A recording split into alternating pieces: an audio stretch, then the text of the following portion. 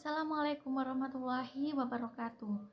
Perkenalkan, kami dari kelompok 1 akan menjelaskan materi yang berjudul Konsep dan Prinsip Penerapan Pendekatan Terpadu dalam Pembelajaran Bahasa Indonesia di Madrasah Ibtidaiyah.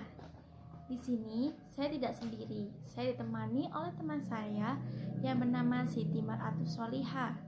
Kita mulai dari materi yang pertama. Materi yang pertama membahas tentang konsep prinsip penerapan pendekatan terpadu dalam pembelajaran. Dalam proses belajar mengajar, kita mengenali 3 istilah. Istilah pendekatan, metode pembelajaran, dan teknik pembelajaran. Dari ketiga istilah tersebut sangat berbeda. Tetapi pada kenyataannya dalam penerapan saling berkaitan dan berkesinambungan. Kita mulai dari istilah yang pertama, yaitu pendekatan. Pendekatan sendiri mengacu pada seperangkat asumsi yang saling berkaitan, berhubungan dengan sifat bahasa dan pengajaran bahasa. Asumsi di atas menimbulkan pendekatan yang berbeda. Ada 3 perbedaan, yakni 1. Pendekatan bahasa untuk berkomunikasi. 2. Pendekatan bahasa untuk berkomunikasi secara lisan. Dan yang ketiga, pendekatan bahasa untuk pemahaman kaidah pada aspek kognitif berbahasa. Kita lanjut dari istilah yang kedua, metode pembelajaran. Metode pembelajaran sendiri yaitu rencana pembelajaran bahasa yang mencakup 3. Yang pertama, pemilihan, penentuan, dan penyusunan secara sistematis bahan yang akan diajarkan oleh guru di dalam kelas. Misalnya, metode penyajian bahan disusun menurut tingkat mudah ke sukar, jadi ada tingkatannya. Dan istilah yang terakhir yaitu teknik pembelajaran. Teknik pembelajaran sendiri ditentukan berdasarkan metode yang digunakan, dan metode disusun berdasarkan pendekatan yang dianut oleh guru dalam menyampaikan bahan ajar di dalam kelas.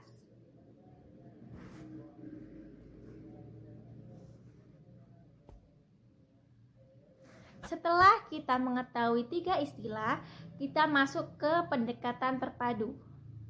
Pendekatan terpadu sendiri artinya terfokus pada hakikat anak sebagai pembelajar dan proses yang melibatkan pengembangan berpikir dan belajar si siswa. Yang kedua, menjadi pembelajaran terpadu. Pembelajaran terpadu didasarkan pada 3 prinsip. Prinsip yang pertama yaitu anak adalah pembelajar yang konstruktif.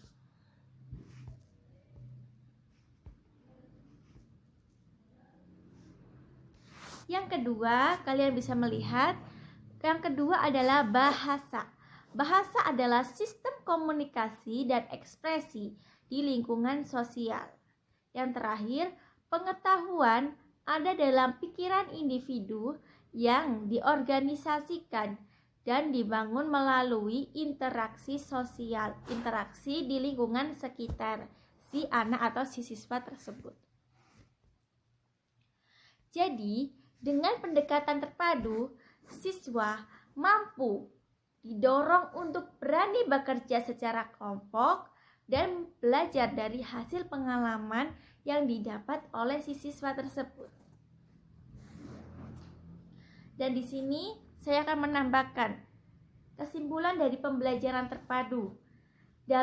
Pembelajaran terpadu dalam pengajaran bahasa sebenarnya dilandasi oleh pandangan bahasa holistik yang memperlakukan bahasa sebagai sesuatu yang bulat dan utuh dalam proses belajar dan sesuai dengan perkembangan si siswa. Terima kasih materi yang pertama. Selanjutnya kita masuk ke materi yang kedua. Assalamualaikum warahmatullahi wabarakatuh. Perkenalkan, nama saya Siti Maratus Solihah. Di sini saya akan melanjutkan penjelasan mengenai prinsip-prinsip penerapan pendekatan terpadu dalam pembelajaran. Di sini terdapat 3 prinsip penerapan pendekatan terpadu dalam pembelajaran, yakni yang pertama, keefektifan komunikasi secara luas sebagai tujuan pembelajaran bahasa di SD atau MI. Anak-anak membutuhkan keterampilan berbahasa yang dapat diterapkan dalam kehidupan agar dapat belajar dan berkomunikasi. Keterampilan berkomunikasi berarti tidak hanya memiliki pengetahuan bahasa saja, namun juga dapat menggunakan bahasa secara tepat dalam berbagai situasi. Misalnya, dalam situasi resmi seperti upacara, kita harus menggunakan ragam bahasa Indonesia baku. Di situ terdapat bagan mengenai keterkaitan antara membaca, menulis, berbicara, dan mendengar. Yang pertama, yakni hubungan antara menyimak atau mendengar dan berbicara. Mendengar dan berbicara merupakan keterampilan yang saling melengkapi. Keduanya saling bergantung. Tidak ada yang perlu dikatakan jika tidak ada seorang pun yang mendengarkan. Meskipun mungkin kita dapat menyimak nyanyian atau doa, namun komunikasi yang diucapkan merupakan hal utama yang perlu disimak. Pada dasarnya, bahasa yang digunakan dalam percakapan dipelajari lewat menyimak dan menirukan pembicaraan. Anak-anak tidak hanya menirukan pembicaraan yang mereka pahami, tetapi juga mencoba menirukan hal-hal yang tidak mereka pahami. Yang kedua, yakni hubungan antara mendengar dan membaca. Menyimak dan membaca merupakan keterampilan reseptif. Keduanya memungkinkan seseorang menerima informasi dari orang lain. Yang ketiga, yakni hubungan antara berbicara dan menulis. Berbicara dan menulis merupakan keterampilan ekspresif atau produktif. Keduanya digunakan untuk menyampaikan informasi. Dalam berbicara dan menulis dibutuhkan kemampuan menyandikan simbol-simbol, baik simbol lisan dalam berbicara dan simbol tertulis dalam menulis. Hubungan yang keempat, yakni hubungan antara membaca dan menulis. Membaca dan menulis merupakan keterampilan yang saling melengkapi. Tidak ada yang perlu ditulis kalau tidak ada yang membacanya, dan tidak ada yang dapat dibaca kalau belum ada yang ditulis. Orang lebih suka menggunakan kata-kata yang dikenal dan yang dirasakan sudah dipahami dengan baik dalam bahasa bacaan yang telah dibacanya. Selanjutnya, prinsip yang kedua, yakni pembelajaran bahasa menurut konteks. Misalnya, anak kelas 2 dapat diberi tugas membuat surat yang benar, dikirimkan kepada kepala sekolah. Yang penting bukan ketepatan bahasa dan isi suratnya, namun keberanian untuk berkomunikasi dengan menggunakan bahasa Indonesia.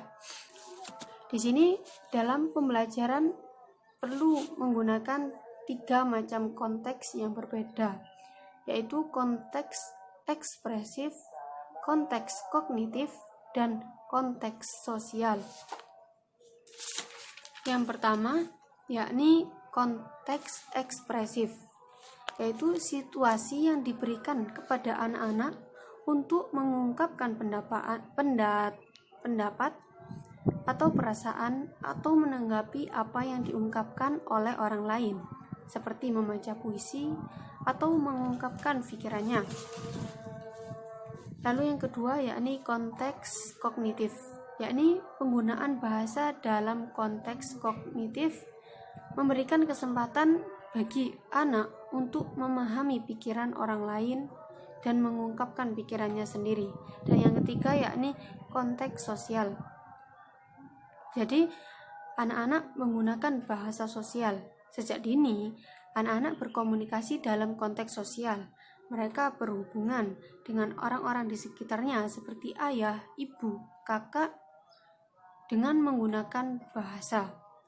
Ketika memasuki sekolah, mereka juga mulai tanggap terhadap berbagai ragam penggunaan bahasa yang sesuai dengan situasi sosial tersebut. Selanjutnya, yakni prinsip yang ketiga, yaitu memaksimalkan hubungan antara keterampilan berbahasa. Keterpaduan dalam bidang studi menguntungkan karena dapat memanfaatkan persamaan dalam menggunakan bahasa yang bersifat reseptif. Dari pandangan tersebut, belajar bahasa itu mudah jika bersifat menyeluruh dan utuh dan sesuai dengan kebutuhan pembelajar. Dari hal tersebut, ada kegunaannya seperti penggunaan bahasa disesuaikan dengan situasi dan pembelajaran harus menarik minat pembelajar. Selanjutnya, yakni macam-macam strategi pembelajaran terpadu. Menurut Hoffman dan Fries, terdapat 8 kelompok strategi pembelajaran terpadu. Yang pertama yakni membaca bersuara. Membaca bersuara yakni kegiatan membaca yang dilakukan oleh guru untuk siswanya. Guru dapat menggunakan bacaan yang terdapat dalam buku teks atau buku cerita lainnya dan membacakannya dengan suara yang keras dan intonasi yang baik, sehingga siswa dapat mendengar dan menikmati ceritanya. Manfaat yang didapat dari membaca bersuara yakni meningkatkan keterampilan menyimak, memperkaya kosakata, serta menumbuhkan minat baca pada siswa. Yang kedua yakni membaca dalam hati. Membaca dalam hati, siswa diberikan kesempatan untuk memilih sendiri buku atau materi yang akan dibacanya. Membaca ini dapat dilakukan oleh siapapun, dan dengan membaca berarti kita berkomunikasi dengan pengarang buku tersebut. Yang ketiga yakni membaca bersama. Membaca bersama yakni kegiatan membaca bersama antara guru dan siswa, di mana setiap orang mempunyai buku yang sedang dibacanya. Yang keempat yakni membaca terbimbing. Dalam membaca terbimbing, semua siswa membaca dan mendiskusikan buku yang sama. Guru mengajukan pertanyaan yang meminta siswa menjawab dengan kritis, bukan sekedar pertanyaan pemahaman. Kegiatan ini merupakan kegiatan membaca yang penting dilakukan di kelas. Yang kelima yakni membaca bebas. Membaca bebas merupakan bagian integral.